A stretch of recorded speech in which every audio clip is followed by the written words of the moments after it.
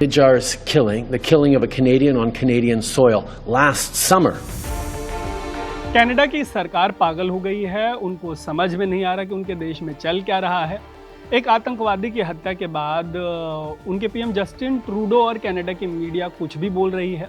पागलपन इस हद तक सवार है कि ये जो हत्या है आतंकी की, उससे पीएम नरेंद्र मोदी का नाम जोड़ दिया गया है। कनाडा की मीडिया कुछ बोल रही है, सरकार कुछ बोल रही है, और ये जो पूरा मामला क्या है उसको बताते हैं डिटेल में आपको हम इस स्टोरी में।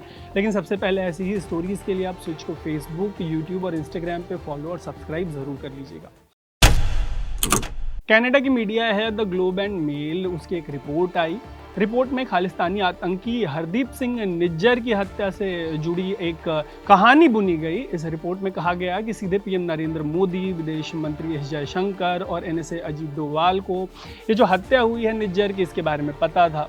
रिपोर्ट सामने आने के बाद कनाडा की सरकार का कहना है कि उनकी सरकार ने मीडिया वालों को ऐसी कोई जानकारी नहीं दी जिसमें पीएम नरेंद्र मोदी, एनएसए और विदेश मंत्री के नाम शामिल हो। इसके पहले अमेरिकी मीडिया को भी ऐसी ही जानकारी लीक की गई थी। जानकारी ट्रूडो सरकार जो है उसके टॉप ऑफिशियल्स ने लीक की थी। लीक पर बेस्ड अमेरिकी मीडिया की एक रिपोर्ट में ऐसी ही बकवास की गई थी। उस रिपोर्ट में कहा गया था कि गृह मंत्री अमित शाह को निज्जर की हत्या की जानकारी थी, सब कुछ उनको लूप में रख के किया गया था।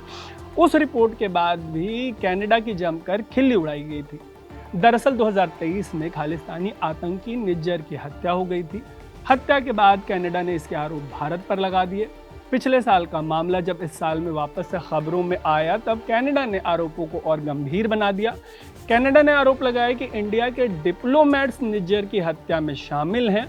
उन्होंने भारत सरकार से ये तक कहा कि भारत सरकार आरोपी डिप्लोमेट्स को मिलने वाली जो अधिकार हैं उनको छीन ले ताकि इन पर कार्रवाई हो सके। ऐसे आरोपों के बाद भारत सरकार ने कनाडा के डिप्लोमेट्स को भारत से निकालकर फेंक दिया और कनाडा से अपने डिप्लोमेट्स को वापस इंडिया बुला लिया।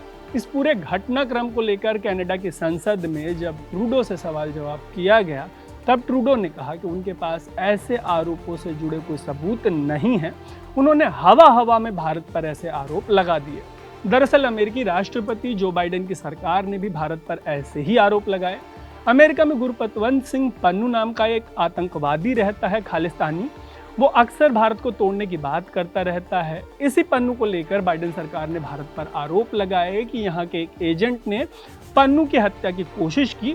हालांकि कनाडा से उलट अमेरिका ने इससे जुड़े सबूत दिए, जिसके बेस पे जो एक्शन इंडियन गवर्नमेंट को लेना था वो एक्शन शुरू हुआ है। लेकिन दोनों देशों के बीच अंतर ये रहा कि अमेरिका ने ऐसे आरोपों का इस्तेमाल अपने देश में हो रहे चुनाव के लिए उतने लार्ज स्केल पे नहीं किया, वोट बैंक के लिए नहीं किया। फिर भी अमेरिका पर ऐसे आरोप हैं कि अमेरिका ने राजनीति से प्रेरित होकर भारत पर ऐसे आरोप लगाए। हालांकि अमेरिका ने कभी भी प्रधानमंत्री, गृह मंत्री इनके नाम अपनी मीडिया को लीक नहीं किए, जबकि अगले साल के अंत में चुनाव फेस करने की तैयारी में लगे कैनेडियन पीएम जस्टिन ट्रूडो की पार्टी और सरकार ने एक आतंकवादी की वजह से भारत के साथ अपने रिश्तों को पूरी तरह से बर्बाद कर लिया। कनाडा की मीडिया में आई लेटेस्ट रिपोर्ट पर भारत सरकार ने कहा है कि यूजुअली तो वो ऐसी मीडिया रिपोर्ट्स पर रिएक्ट नहीं करते, लेकिन कनाडा की सरकार में बैठे सूत्रों के हवाले से छपवाई गई ऐसे खबरों को लेकर सिर्फ यही कहा जा सकता है कि ये लुडिक्रस है, हास्यास्पद है। दरअसल कनाडा में एनडीपी नाम की एक पार्टी है। पार्टी के मुखिया हैं जगमीत सिंह। जगमीत सिंह खालिस्तानी हैं और कनाडा के पीएम ट्रूडो के सपोर्टर हैं। कनाडा में 8 लाख के करीब सिखों की आबादी को ये लोग वोट बैंक के तौर पर ट्रीट करते हैं, और इसी वोट बैंक की राजनीति की वजह से जगमीत सिंह और ट्रूडो ने इंडिया कनाडा के रिश्तों को तार-तार कर दिया। ऐसी कई वजहों से हाल के समय में हुए जो इलेक्शंस हैं कनाडा में या जो सर्वेज आए, उनमें एक बात साफ हो गई है कि ट्रूडो की पॉपुलैरिटी तेजी से गिरती चली जा रही है, और इसकी पूरी उम्मीद जताई जा रही है कि जैसे अमेरिका में ऐसी ही नीतियों और उछल कूद की वजह से जो बाइडेन की डेमोक्रेटिक पार्टी का पत्ता साफ हो गया, कुछ वैसे ही 2025 के अंत में होने वाले कनाडा के चुनाव में जस्टिन ट्रूडो और उनकी लिबरल पार्टी का भी यही होने वाला है। पूरे मामले पर आपकी जो भी राय है वो कमेंट बॉक्स में हमें ज़रूर बताइएगा। ऐसे ही स्टोरीज़ के लिए स्विच को फेसबुक, यूट्यूब और इंस्टाग्राम पे फॉलो और सब्सक्राइब ज़रूर कर लीजिएगा। देखते रहिएगा स्विच। मेरा नाम है तरुण।